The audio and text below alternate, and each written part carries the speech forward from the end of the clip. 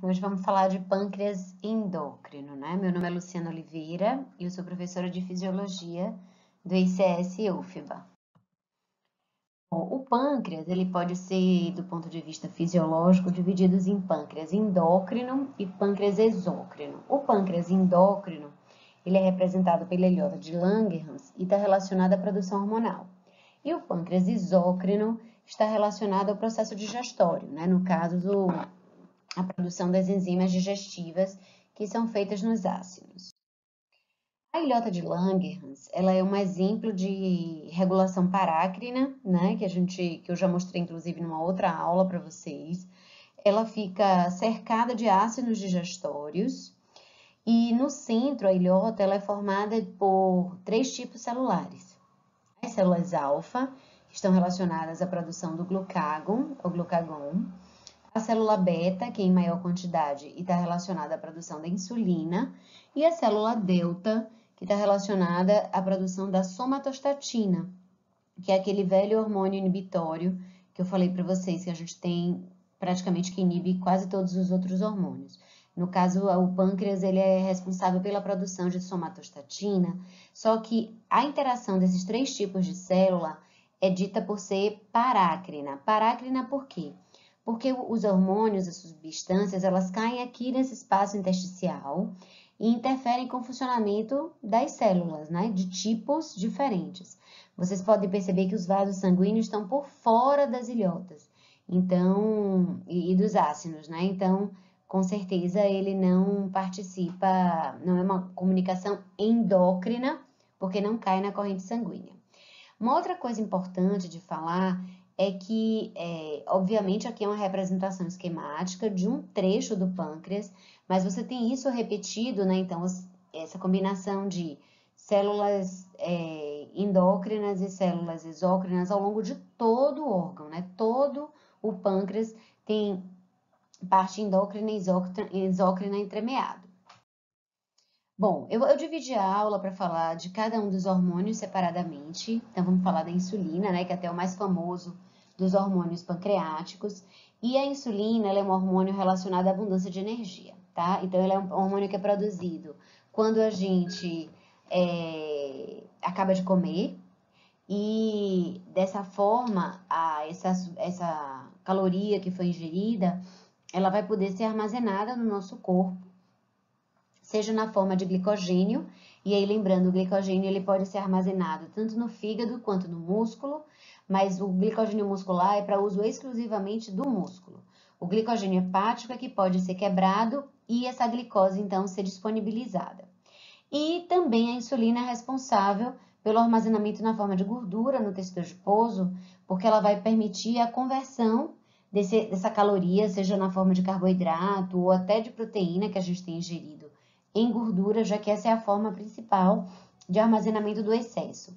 Apesar do glicogênio ser uma opção, né, para armazenamento de glicose, ele é produzido numa quantidade limitada, tá? A partir disso, o que você ingerir de calorias, seja em que apresentação for, vai ser armazenado na forma de gordura. A insulina é um hormônio peptídico, ela é feita como uma proinsulina, que depois vai ser processada, e a secreção da insulina está sob regulação principalmente da glicemia, tá? Não existe regulação do pâncreas por nenhum hormônio do eixo hipotálamo-hipófise, ok? É uma regulação que depende principalmente da disponibilidade de glicose e de gordura. Eu vou falar um pouquinho mais sobre isso. Mas antes de passar adiante, eu quero falar um pouquinho da GLUT2. Então, glúteos são transportadores de glicose, né? Glu, porque em inglês é glucose. E o papel da GLUT2 é funcionar como um sensor de glicose. Como é que é isso? É um transportador que é constitutivo, ou seja, ele fica sempre na membrana celular e ele permite a entrada da glicose na célula pancreática, na célula beta, de acordo com o gradiente de concentração. Então, se a gente ingeriu caloria e tem glicose disponível, essa glicose entra na célula pancreática e isso vai então sinalizar para que a insulina seja secretada. Só que como a GLUT2 é um transportador bidirecional, como qualquer outra GLUT, tá? Nós temos, na verdade, 4 tipos de GLUT no nosso corpo. é preciso que a gente faça alguma coisa dentro da célula para essa glute não sair. E aí a glicosinase pancreática se torna importante. Como o próprio nome diz, ela é uma sinase, ou seja, ela vai fosforilar a glicose na posição 6, então ela fica uma glicose 6-fosfato, e aí a glicose 6-fosfato não tem como sair, ela não tem como voltar para o meio extracelular. Uma outra coisa importante da regulação da secreção da insulina é a sua regulação pelas incretinas. Incretinas é um conjunto de substâncias, né, que são representadas pela GIP e pelo GLP-1, e o papel delas é incrementar, aumentar a secreção de insulina, e elas são produzidas no aparelho digestório, ou seja, elas são produzidas de acordo com o que a gente come. Então, elas são extremamente importantes para o ajuste da secreção de insulina, de acordo com a nossa alimentação. Mas eu vou falar mais das incretinas no final dessa aula. Bom, então a insulina ela é um hormônio peptídico, ou seja, ele é hidrossolúvel, ela pode circular livre no plasma, e só que justamente por circular livre, ela está exposta a ser degradada muito rapidamente. Então, existe insulinase no fígado, nos rins, nos músculos, e com isso a meia-vida da insulina é muito curtinha, né? Ela dura de 5 a 8 minutos circulando no nosso sangue. Mas parece uma coisa ruim, né? Você pensa assim, para que faz um hormônio que dura tão pouco? Porque, na verdade, a insulina ela é produzida na proporção do que a gente está comendo. Então, se você ingerir um determinado alimento, que tem uma determinada característica bioquímica, né, calórica, de carboidrato, eu vou produzir uma determinada quantidade de insulina. Mas eu parei de comer, eu paro de produzir. E aquela insulina que eu já tinha produzido, ela vai ser degradada e acaba o efeito rapidamente. Isso, na verdade, é uma grande vantagem. A insulina farmacológica, né, que a gente administra nas pessoas com diabetes, elas têm meia vida mais longa. E aí, qual é o grande problema? Às vezes você injetou e a pessoa não comeu tudo que iria comer. Porque aconteceu uma intercorrência, ela teve que levantar da cama, ou teve que levantar da mesa, ou, no caso, é uma criança que não gostou da comida. E ela não quer comer e não vai comer por nada. O que acontece? A insulina circulando vai fazer o efeito dela e vai fazer hipoglicemia. Então, a nossa insulina endógena, ela tem essa grande vantagem de ter uma meia-vida curtinha e se a gente parar de comer, para de ter insulina circulando. E qual é o papel hipoglicemiante da insulina, já que essa é a função que todo mundo conhece, né, pela qual ela é mais famosa? Ela vai determinar a expressão da GLUT4 no músculo e tecido adiposo. Então, nós temos, na verdade, 4 tipos de glúteos, né? A GLUT1 é constitutiva das células neurais e ela vai estar presente nos neurônios, garantindo que eles recebam glicose, que é o substrato energético praticamente exclusivo do neurônio. A GLUT2 são os sensores pancreáticos. A GLUT4 está relacionado a esses transportes e a GLUT3 tem um papel que a gente ainda está avaliando um pouco mais.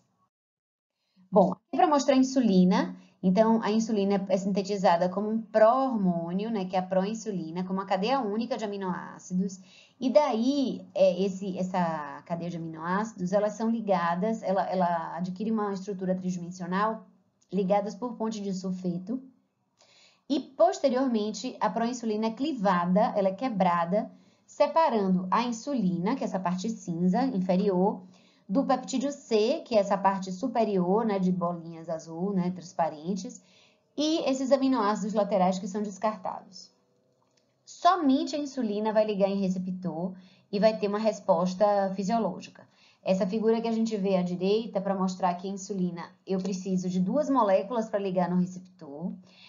O receptor de insulina, ele tem essa característica de ter 4 subunidades, mas a gente viu lá na primeira aula que ele é considerado como receptor de domínio único transmembrana, né? Porque as subunidades beta atravessam apenas uma vez a membrana celular.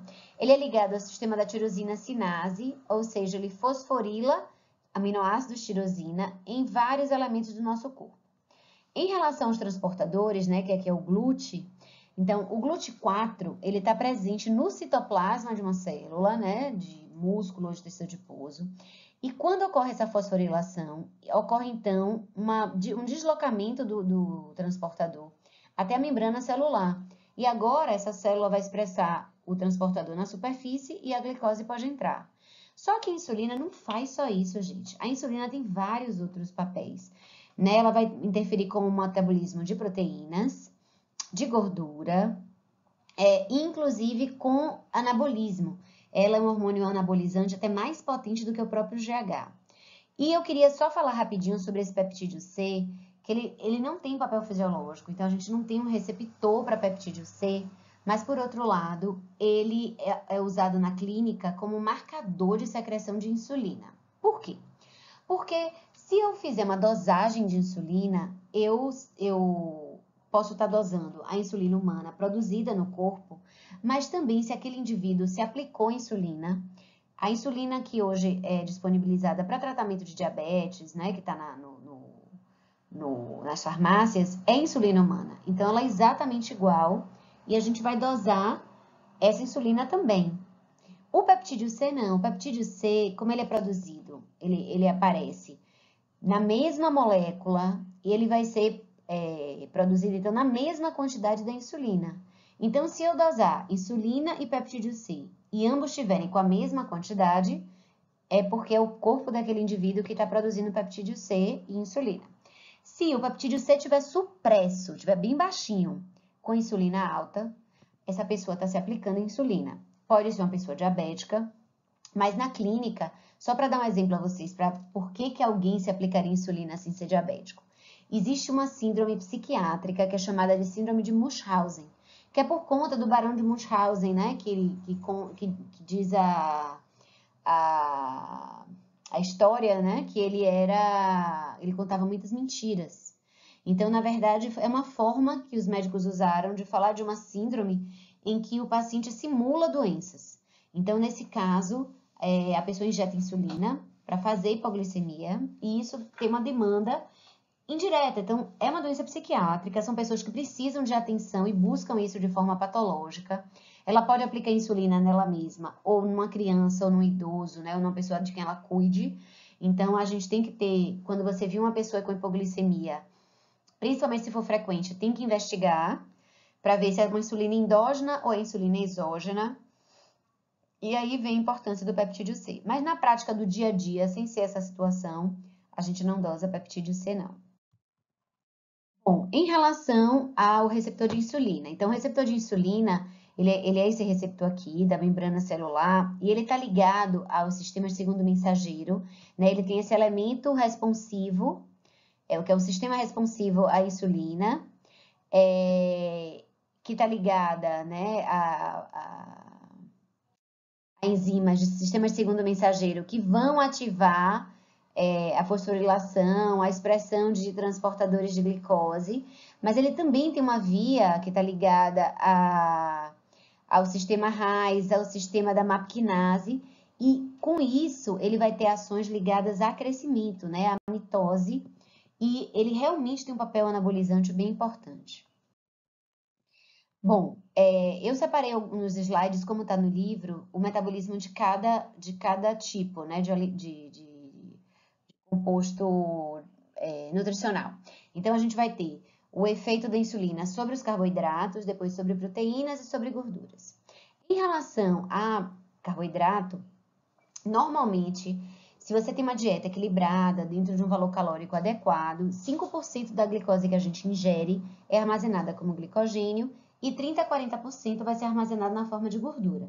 Mas, obviamente, se você ingerir muito mais calorias e como o glicogênio ele tem uma quantidade limitada para ser produzido, o excesso vai aumentar esse percentual da gordura.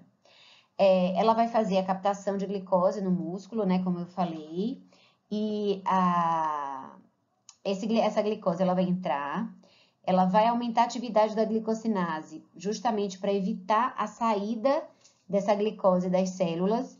Então, ela faz isso em todas as células, não só lá no pâncreas, que eu falei em relação ao GLUT2, mas também nas outras células que a glicose entre. Eu também vou transformar essa glicose em glicose 6-fosfato. Para evitar que isso seja quebrado, a insulina inativa a fosforilase hepática. E aumenta a atividade da glicogênio sintetase, que vai pegar essa glicose 6-fosfato e vai fazer esse polímero, que é o glicogênio, e é a forma de armazenamento principal. Ela também vai pegar, a insulina também vai proporcionar, vai promover a conversão de glicose em excesso em ácidos graxos, isso acontece no fígado, e aí esses ácidos graxos são acondicionados como triglicerídeos e vão ser armazenados como gordura pelo nosso corpo. Lembrando que a gente faz o ácido graxo e o glicerol, o triglicerídeo ele é montado e ele é transportado, mas para passar pela membrana da célula adiposa e entrar na célula para ser armazenado, esse triglicerídeo ele tem que ser quebrado para depois ele ser ressintetizado, ok?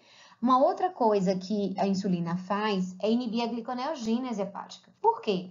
Porque se ela é um hormônio hipoglicemiante e a gliconeogênese vai fazer mais glicose, seria tá enxugando gelo, né? Essa expressão que eu acho massa. Então, ela para o sistema enzimático hepático de gliconeogênese para que ela consiga lidar com aquela glicemia que ela já tem ali presente. Como eu falei para vocês, a entrada da glicose nas células cerebrais é pela GLUT1 e isso é independente de insulina. A GLUT1 ela é constitutiva, ou seja, mesmo que a pessoa tenha deficiência de insulina, as células neuronais continuam recebendo glicose de forma adequada.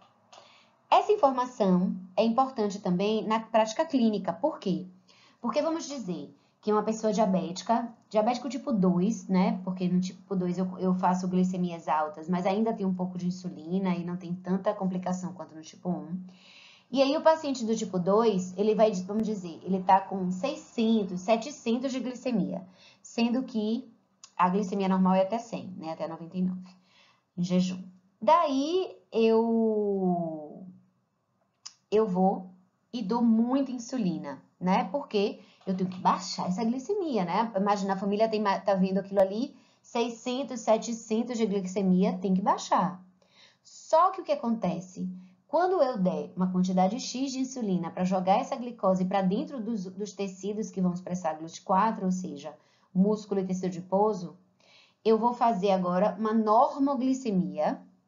Só que a célula neuronal que estava em equilíbrio osmótico com o sangue, porque a GLUT, como qualquer uma das outras GLUTs, o transporte é bidirecional, e na hora que a GLUT1 deixou a glicose entrar na célula neuronal, ela fosforilou e segurou aquela glicose ali. Então, quando a glicemia cair, ou seja, a quantidade de glicose no sangue cair, agora eu tenho um gradiente de ter mais glicose dentro da célula neuronal do que no sangue. A glicose neuronal, ela tá como 6-fosfato, ela não tem como sair. O que acontece? Entra água para poder entrar em equilíbrio osmótico e o que acontece? Edema cerebral.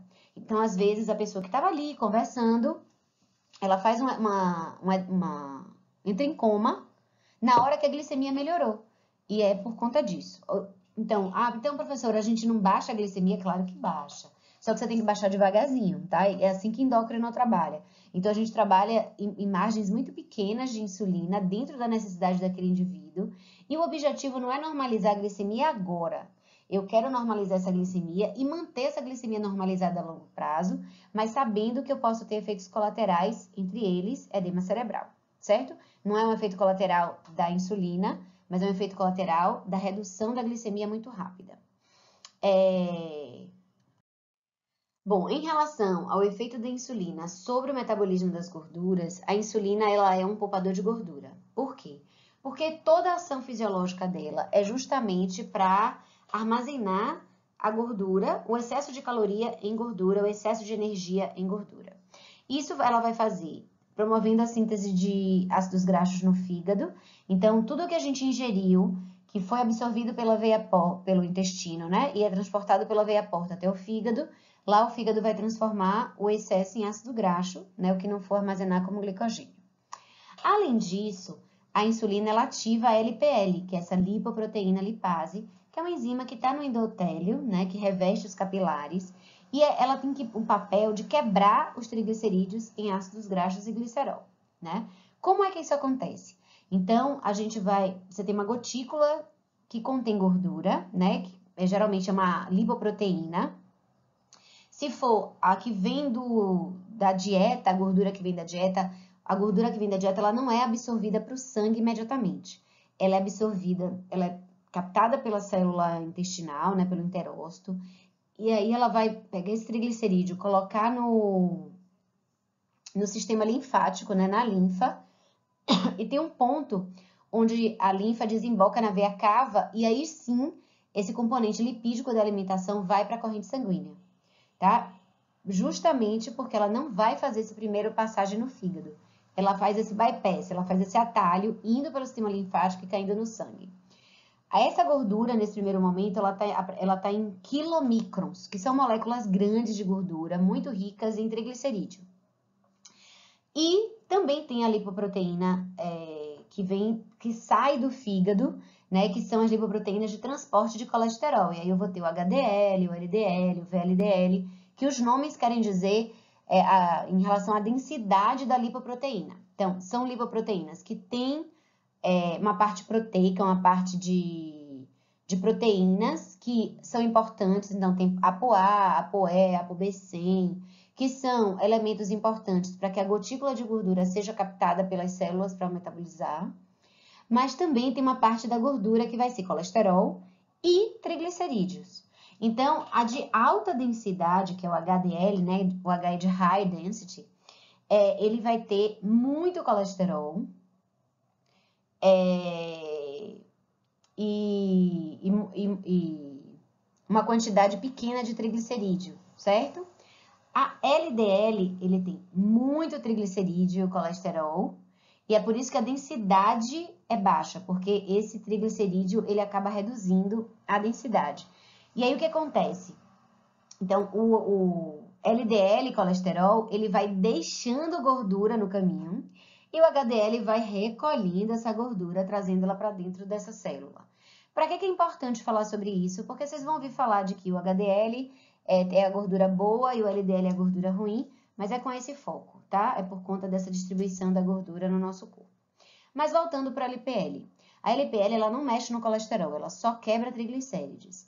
Então, quando aquela gotícula, vamos falar do quilomicron. O quilomicron é muito rico em triglicérides. E aí aquela gotícula grande vem e ela vai batendo no endotélio.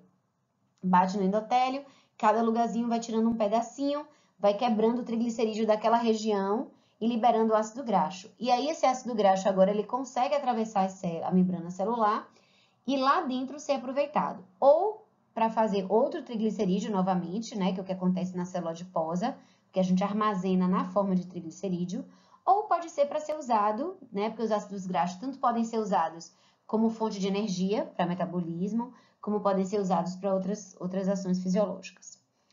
Bom, então a insulina, ela ativa essa LPL, mas ela precisa garantir que o que está estocado na forma de gordura permaneça lá.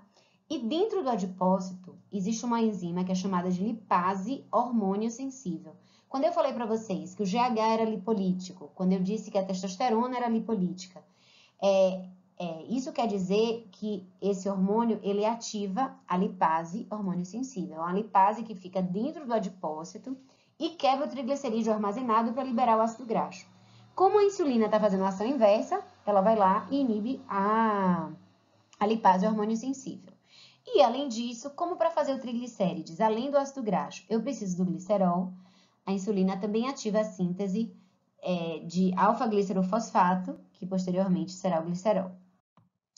Bom, quando eu não tenho insulina, então na deficiência de insulina, o que vai acontecer com o meu perfil lipídico? Então, aquela lipase hormônio sensível que era para ser inibida, vai ser ativada, consequentemente vai quebrar os estoques de gordura e aumentar os níveis de ácidos graxos livres, né, circulando no sangue. Esses ácidos graxos acabam sendo captados pelo fígado, que na tentativa de transformar e aproveitar esse ácido graxo, ele acaba formando fosfolipídios e colesterol. Só que justamente esse excesso de colesterol e fosfolipídios é que vai estar relacionado à formação da aterosclerose. E aí vamos a um parênteses. A aterosclerose é a doença vascular que está relacionada à formação da placa de ateroma, tá? Vocês também vão ouvir falar de arteriosclerose, de artéria, que é um endurecimento dos vasos, que pode ser por conta de placas que foram calcificadas e tal, ou por outros mecanismos, tá? A aterosclerose, então, é o aparecimento de placas de gordura na parede vascular. Importante chamar atenção, porque muita gente tem uma ideia meio fantasiosa, que a placa de gordura é que nem sujeira de cano de pia, sabe? Que a gordura está por dentro. Não é assim, porque como é lipídico e a membrana celular é lipídica, a membrana deixa essa gordura entrar. Então, a placa de ateroma, ela é formada abaixo do endotélio vascular, certo? Ela é formada na camada muscular. E ela vai crescer, ela vai obstruir o vaso, do mesmo jeito que a gente vê nas figuras, nas representações, só que a partir desse acúmulo, e não é simplesmente, não, a gordura fica ali na célula muscular. Os macrófagos, que são células de defesa do nosso corpo, quando eles veem aquele excesso de gordura, eles fagocitam a gordura para tentar eliminar, só que eles não conseguem pela quantidade, e isso acaba atraindo uma reação inflamatória. Então, hoje a gente já sabe que doença vascular aterosclerótica envolve inflamação, e isso pode dar vários comprometimentos quando esses vasos são vasos importantes para levar sangue, né, para o aparelho cardiovascular como um todo e cerebrovascular. Bom, uma outra questão da deficiência de insulina é que como os tecidos, a insulina é importante para colocar transportadores nas células para que a glicose entre e as células possam usar a glicose. Então, se não tem insulina, a glicose fica circulando e as células passam fome, né, entre aspas, porque ela não está recebendo o substrato que ela precisa. O neurônio, ele praticamente só usa a glicose, ele não consegue usar muito bem o ácido graxo, mas os outros tecidos conseguem. Só que, se vocês lembrarem da bioquímica, o ácido graxo, quando ele entra na via metabólica para gerar energia, não só gera muito pouco ATP, como ele acaba levando à formação desse ácido acetocético e corpos cetônicos, né? E aí o que acontece? Vai acumulando esses ácidos, que a gente chama de cetoácidos, e esse cetoácido vai mudando o pH do sangue. Então a pessoa vai entrando em acidose, né? O pH vai ficando mais baixo, vai entrando em acidose e isso causa várias alterações. Como a diabetes, eu vou falar rapidinho de diabetes daqui a pouquinho, mas a diabetes tipo 1 é que realmente tem deficiência de insulina, que o corpo para de produzir insulina. Então, no caso da deficiência de insulina, a gente tem a cetoacidose diabética, que vocês já devem ter ouvido falar, é um quadro extremamente grave, né, de pessoas diabéticas descompensadas. Geralmente é como a gente diagnostica diabetes em criança e adolescente. Bom, em relação às proteínas, eu falei para vocês que a insulina é anabolizante, ela realmente promove tanto síntese quanto armazenamento de proteínas, ela age em todas as etapas, desde transporte de aminoácido para poder fazer a proteína, aumenta a transcrição e tradução, né? Ela faz tudo o que precisa para sintetizar proteínas. Ela inibe proteases, então ela inibe catabolismo proteico e ela inibe a gliconeogênese. Então, dessa forma, ela não só evita que seja feita glicose, como também ela evita que o aminoácido seja usado para outra coisa que não seja anabolismo, né? Que seria, no caso da gliconeogênese, o aminoácido sendo usado para formar glicose. Esse trabalho é um trabalho que eu acho bem interessante, é uma figura do livro, mas ele mostra como a insulina é um anabolizante e até um anabolizante mais potente do que o GH. Como é que foi isso? Aqui é um trabalho feito em ratos, tá? Por isso que o peso está em gramas e aqui em dias. E aí os ratinhos nasceram, vinham lá bonitinhos, crescendo, tudo direitinho, ganhando peso. E aí em torno do 40º dia, eles foram operados e foi retirado o pâncreas e a hipófise. E aí você vê que eles param de crescer. Eles não morrem, né? Porque os hormônios essenciais que não fossem GH e insulina foram mantidos. Eles param de crescer, daí eles deram hormônio de crescimento. E aí você vê que eles voltam a crescer, mas é muito pouquinho. A inclinação é muito discreta. Aí tem um período que a gente chama de washout, ou seja, você tira o hormônio de crescimento e não dá nada. E aí você vê que ele volta, ele para de crescer de novo, ele fica lá paradinho. Aí deram só insulina. Aí olha como ele volta a ganhar peso. Mas aqui nesse momento ainda não tem a mesma inclinação que tinha no início.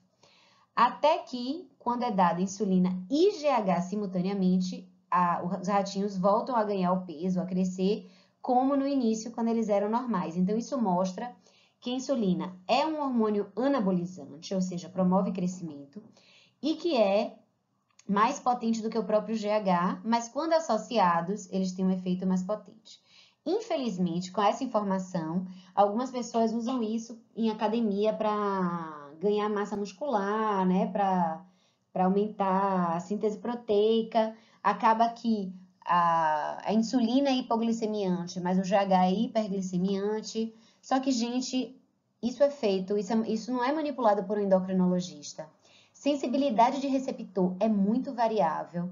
Então, às vezes, você dá uma dose que você acha que para aquele paciente vai ser tranquilo e o paciente faz hipoglicemia, ou você dá uma dose que você acha que vai ser boa e o paciente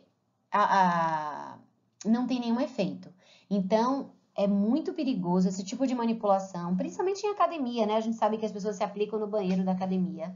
Então, se vocês virem, recomendem que não seja feito isso e esclareçam, tá? Que apesar de, pela lógica, uma hiperglicemiante, outra hipoglicemiante, os dois são anabolizantes e tal, mas o risco de mexer com o hormônio é muito grande.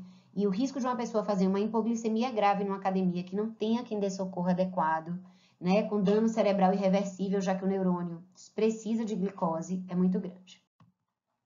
Bom, aqui tem aquela tabelinha de sempre, né? O que aumenta a secreção de insulina e o que reduz a secreção de insulina. Então, vamos começar pelo que reduz, que é menorzinho. O que reduz é a hipoglicemia. É o jejum, né? Já que eu não tenho substrato para colocar para dentro das células, então o jejum acaba inibindo a insulina. A somatostatina, que é o nosso velho e bom hormônio inibidor. E as catecolaminas, quando elas se ligam ao receptor alfa-2. Se a ligação for no receptor beta-2, aí ela pode aumentar a secreção de insulina. Já tem trabalho mostrando que a ativação do simpático aumenta a produção de insulina pelo pâncreas. Quais são os fatores mais importantes para aumento da insulina? Aumento da glicemia e do ácido graxo livre. Porque a gente viu que é justamente o papel fisiológico da insulina. Ela vai normalizar essa glicemia e vai estocar esses ácidos graxos. Dos hormônios gastrointestinais, o que a gente está querendo falar aqui são as incretinas, que eu vou falar daqui a pouquinho, né? Que é o GLP-1, o GIP. Nós temos também o glucagon, o GH e o cortisol, que são contrarreguladores de insulina, assim como a adrenalina. Só que, mas se ele é contrarregulador, por que ele aumenta a secreção de insulina? Porque, na verdade, o objetivo, gente, é manter a nossa balancinha em equilíbrio. De um lado eu tenho insulina, do outro lado eu tenho contrarreguladores. Tá, a pessoa comeu, aumentou o aporte de caloria, precisa de insulina, aumenta a insulina, isso baixa os contrarreguladores. A glicemia vai tender a cair, vai normalizando a glicemia, deixa de ter inibição, aumenta os contrarreguladores. Como os contrarreguladores vão aumentar a glicemia, mobilizando estoques de glicogênio, né, ativando a gliconeogênese, o que é que vai acontecer? A glicemia vai subir. Então, eles precisam aumentar a insulina para a insulina pegar essa glicose e botar de volta nas células. E assim a gente vai funcionando, tá? Não é um contrassenso, não. Faz todo sentido fisiológico. O que a gente precisa é equilíbrio entre os dois lados de qualquer balança. A estimulação colinérgica também, né? Então, no caso do parasimpático. Na obesidade, eu tenho um aumento de insulina, até porque existe uma resistência à insulina. Hoje a gente já sabe que o tecido adiposo é um tecido endócrino, ele produz, se eu não me engano, ou são 10 ou são 14 hormônios diferentes, que tem várias funções diversas, mas um deles é chamado de resistina. E a resistina, que é produzida no adipócito, ela age promovendo uma resistência à insulina. Então, se lembram daquele sistema intracelular de resposta do receptor de insulina que eu mostrei para vocês? A resistina, ela atrapalha com aquele sistema, né? Ela compromete o sistema e aí a célula para de responder e a insulina perde seu efeito. Sulfonilureias são drogas, são medicamentos que a gente usa para tratamento de diabetes. São drogas de uma linhagem um pouco mais antiga, mas o papel delas é agir na célula beta pancreática, aumentando a secreção de insulina.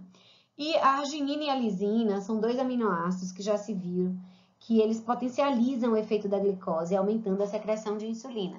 Então, quando você quer, por exemplo, fisiologicamente anabolismo, vamos focar em alimentos ricos em arginina, por exemplo, porque a própria arginina aumenta também GH. Então, você acaba tendo os dois anabolizantes, né, os dois hormônios anabolizantes principais, mas de uma forma mais segura.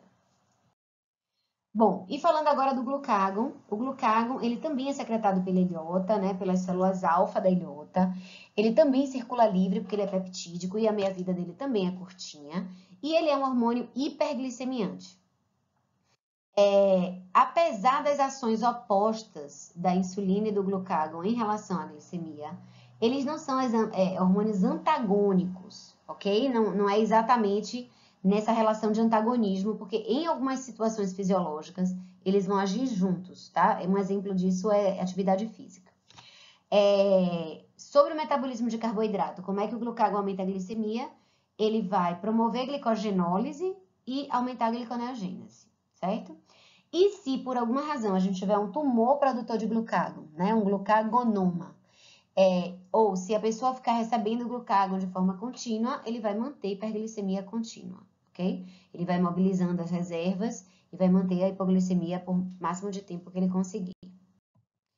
Bom, só que glucagon não faz só isso. Da mesma forma que a insulina não é só hipoglicemiante, o glucagon não é um hormônio só hiperglicemiante, como as pessoas tentam simplificar, né? Então, ele vai ter também um papel relacionado a transporte de aminoácidos, a ativação da conversão de piruvato em fosfinol de piruvato. Ele ativa a lipase, no caso, a lipase é hormônio sensível, ele é um hormônio lipolítico.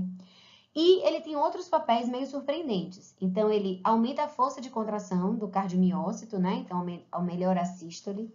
Ele aumenta o fluxo sanguíneo em vários tecidos, principalmente o fluxo sanguíneo renal.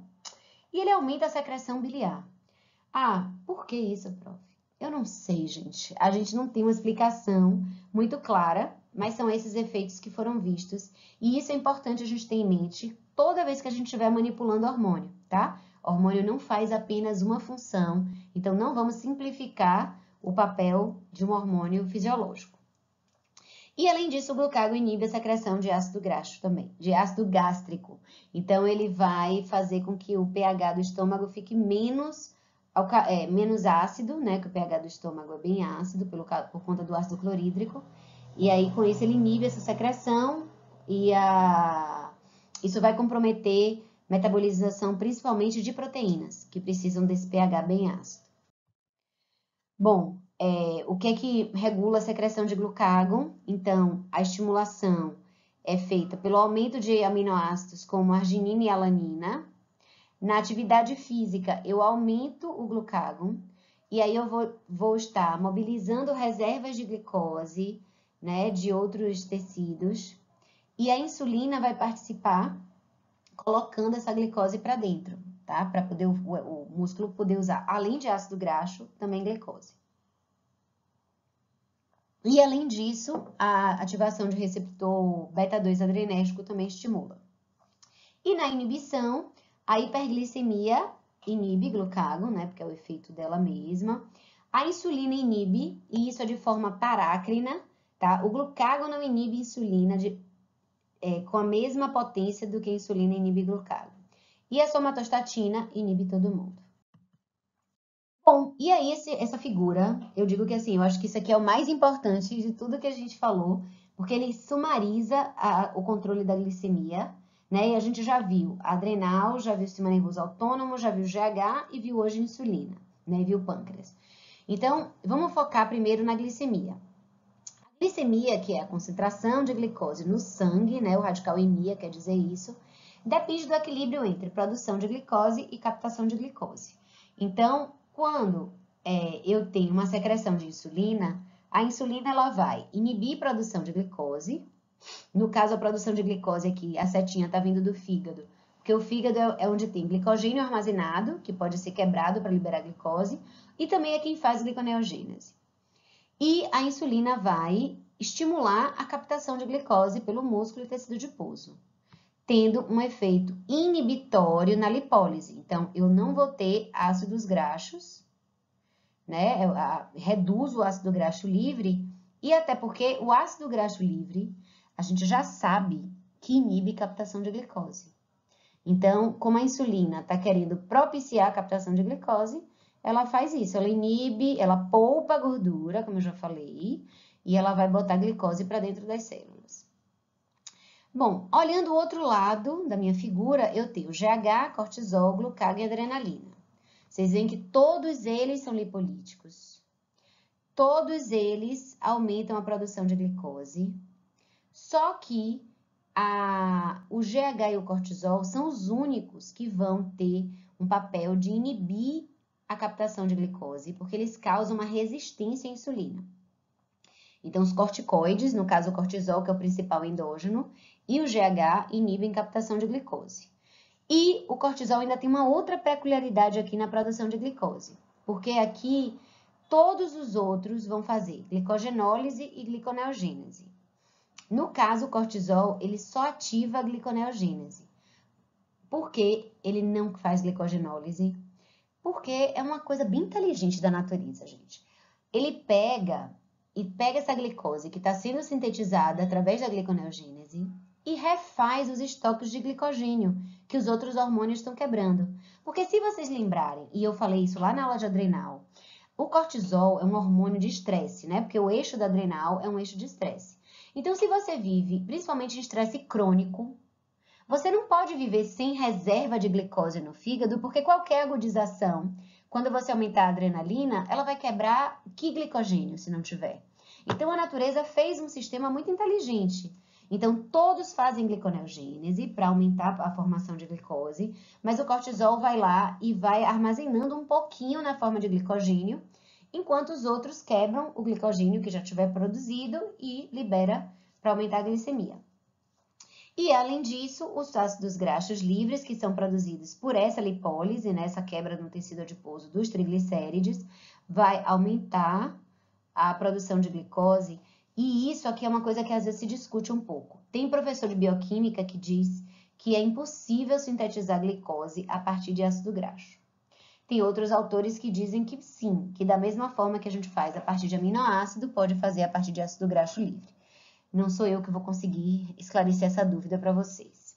Bom, e eu coloquei aqui no cantinho um T3 e T4, porque muita gente acha que eles também fazem parte desse outro lado da balança, mas eles não fazem, tá? O papel deles é potencializar os contrarreguladores, então eles vão aumentar o efeito desses hormônios nos tecidos, mas eles não vão ter uma ação direta nem para gliconeogênese, nem para glicogenólise, nem para captação de glicose, ou melhor, para a captação de glicose, sim, eles conseguem aumentar a captação de glicose. Isso é uma ação direta do T3 e T4.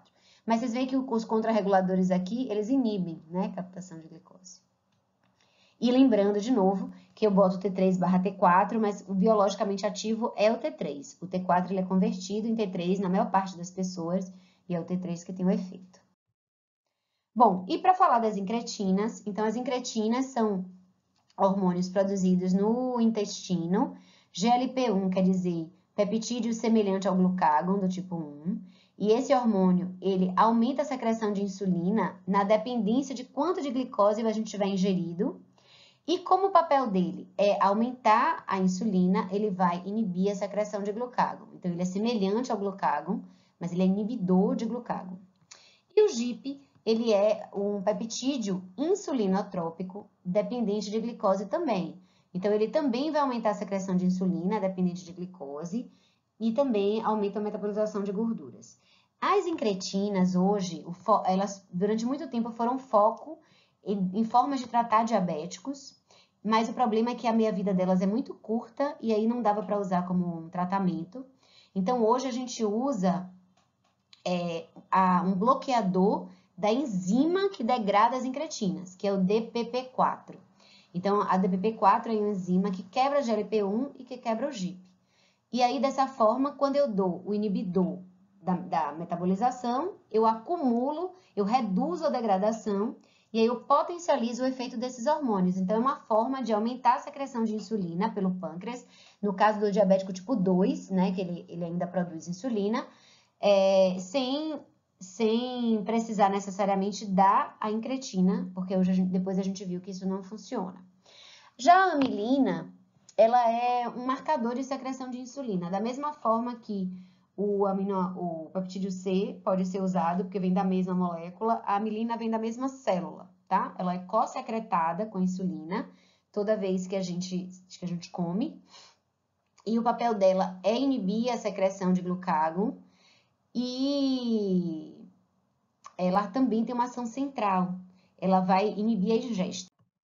Então, essa figura aqui, ela mostra o efeito do GLP-1 também no cérebro, ela mostra o efeito da amilina no cérebro, também fazendo inibição de apetite, mostra a relação do esvaziamento do estômago, né, com a sinalização para a glicemia, porque isso é bem importante.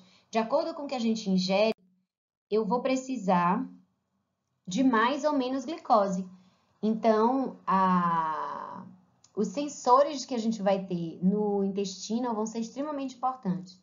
E eles produzem as incretinas aumentam a secreção de insulina e tudo dá certo. Bom, agora vamos falar da diabetes mellitus, né, rapidinho, porque vocês vão ver diabetes, acho que em todos os semestres da faculdade, e essa aula já está bem longa.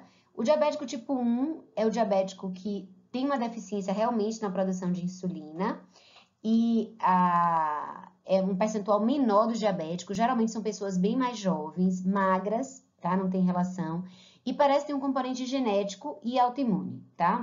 É uma predisposição genética para uma doença autoimune. O diabetes mellitus tipo 1, a princípio, é uma doença autoimune. O tipo 2, ele tem uma resistência à insulina, então, geralmente as pessoas são obesas, existem alguns que são magros, mas os magros geralmente são porque tem anticorpo anti-receptor de insulina ou anti-insulina, tá? Esse sim tem um componente genético extremamente importante. Então, se você tem parentes de primeiro grau diabéticos, a chance de ficar diabético é muito grande. E se você for obeso, aumenta isso. MOD é uma apresentação do diabetes tipo 2 que aparece em pessoas jovens, tá? O Y é de youth, de jovem em inglês. E geralmente são pessoas, no geral, o diabetes tipo 2 aparece em pessoas mais velhas, geralmente acima de 40 anos. Quando a pessoa tem entre 20 e 40 é que é o nosso desafio, de entender se é um tipo 1 tardio ou um tipo 2 precoce, né? Tipo 1 MOD. Ocorre uma alteração do metabolismo de carboidrato, de gordura e de proteínas, como a gente viu. Eu tenho uma lesão nos tecidos pela hiperglicemia crônica e tem várias complicações que vocês vão estudar. Tem problemas na retina, problemas no rim, neuropatia, porque a nutrição, os vasos sanguíneos que chegam nos nervos, né, que são os vasa nervorum, eles ficam comprometidos, a nutrição do nervo piora e aí ele pode levar até uma morte neuronal, né, do nervo periférico. As formas de diagnóstico eu não vou entrar em detalhes, mas a glicemia de jejum é a mais importante, né? Hoje a gente tem um parâmetro que glicemia de jejum normal é até 99, mas para dizer que é diabético tem que ser de 126 em diante. Entre esses dois níveis pode ser porque a pessoa não fez o jejum adequado, ou pode ser que ela tenha uma intolerância à glicose, né? Que algumas pessoas até chamam de pré-diabetes, mas ainda não é diabetes, tá? O hálito de cetona é porque o acúmulo de cetoácidos acaba fazendo realmente uma acidose que dá um hálito que vocês vão aprender em propedêutica. A descrição é hálito e maçã verde, mas eu não acho que tem nada parecido com maçã verde não, mas é um cheirinho bem característico, certo? E você pode fazer o diagnóstico também por glicose na urina, só que esse diagnóstico é um diagnóstico ruim, porque se você tiver um defeito no próprio rim, no processo de reabsorção tubular, você pode ter glicosúria sem ser diabético, tá? O tratamento depende se a pessoa é obesa ou é magra, se é tipo 1 ou é tipo 2, né? Exercício é importantíssimo nos dois, porque ele melhora a captação de glicose pelo músculo e vocês vão entrar ainda nos detalhes das drogas que podem ser usadas para o tratamento do diabetes. A gente hoje já tem mais drogas, inclusive, que bloqueiam a reabsorção de glicose no rim. Então, você diminui a reabsorção, ou seja, você faz com que o corpo perca a glicose na urina. Então, hoje a gente tem droga que diminui a absorção de glicose no intestino, que aumenta a produção de insulina, que torna o corpo mais sensível à produção de insulina, à resposta à insulina, né? Mais sensível à insulina funcionar. A gente tem a própria insulina. Nós temos drogas que vão eliminar a glicose por uma via que a gente tem na filtração, que é o rim. Então, tem várias coisas. E aí eu vou falar rapidinho sobre transplante de ilhota e célula-tronco, porque é uma coisa que interessa muita gente. Célula-tronco parecia promissor, mas até hoje a gente não tem como tratamento para nenhum paciente, nem tipo 1, nem tipo 2. E o transplante de ilhotas, ele é relativamente perigoso. Então, ele só é feito associado a um transplante de rim, né? Um transplante de algum outro órgão. Durante muitos anos, o transplante de ilhota não deu certo, porque se a ilhota fica no pâncreas, cercado de ácidos digestórios, se eu pegar uma ilhota e quiser colocar no pâncreas do indivíduo, eu vou destruir os ácidos digestórios. E essas enzimas que são para degradar proteína, gordura e carboidrato, né? Mas que isso é para acontecer dentro do lumen intestinal. Elas vão ser liberadas dentro do próprio pâncreas. Então, durante muitos anos, isso não deu certo, né? Dava pancreatite, porque os médicos estavam tentando colocar a ilhota no pâncreas. E aí alguém teve a ideia, vamos colocar no fígado. Então, eles vão, cateterizam, eles separam, né? As ilhotas, preparam, e aí eles injetam na veia porta hepática. A veia porta, ela termina, o capilar termina lá na região onde ficam os hepatócitos, e isso vai impactar. Então, na hora que chegou e não tem mais para onde ir, porque o capilar terminou, a ilhota vai ficar ali, ela vai gerar novos vasos sanguíneos, e ela passa a funcionar e produzir os seus hormônios a partir do fígado, e não do pâncreas, certo? Mas, como eu falei, ela só é usada em casos extremos, que por conta do risco, né? Você pode ter uma destruição do fígado, por mais que o fígado tenha circulação dupla, tem vários mecanismos de proteção, uma capacidade de regeneração incrível, mas é mais um potencial dano que você pode causar tentando um tratamento. E a gente tem o excesso de insulina, né? Também como manifestação clínica. Insulinoma é um tumor produtor de insulina. Geralmente ele é benigno, raramente é maligno. Eles dão hipoglicemia, mas geralmente a hipoglicemia é pós-prandial, ou seja, você acaba de comer e tem o quadro de neuroglicopenia. Lembram que a gente viu no caso clínico? Que o paciente tinha manifestações de neuroglicopenia, que vai ter o quê? Tremor, sudorese, alteração às vezes visual, né? Porque as células não estão recebendo a nutrição adequada. Mas, você não falou que é depois que comeu e tem insulina, mas o que acontece? Essa insulina em excesso vai pegar essa glicose que você acabou de comer e vai colocar toda no músculo, toda no tecido adiposo. E sobra muito pouco para o nervo, né? O neurônio fica, então, com carência de glicose. E aí dá neuroglicopenia. E a outra situação de excesso de insulina, que é a nesidoblastose, ela pode acontecer em recém-nascidos, por imaturidade mesmo do corpo, mas também pode acontecer após picada de escorpião. E há uma proliferação da célula beta pancreática, e aí o paciente vai ter hipoglicemia após refeição, e aí a gente investiga, e se for o caso, se for insulinoma, você tira o tumor, e se for nesidoblastose, ela é autolimitada, então depois de um certo tempo, ela vai desaparecer. Ou tem umas outras formas de dar drogas que são inibidoras de insulina, tem umas outras formas de tratar, mas não é o foco da aula. Bom, acho que é isso que eu tinha para falar.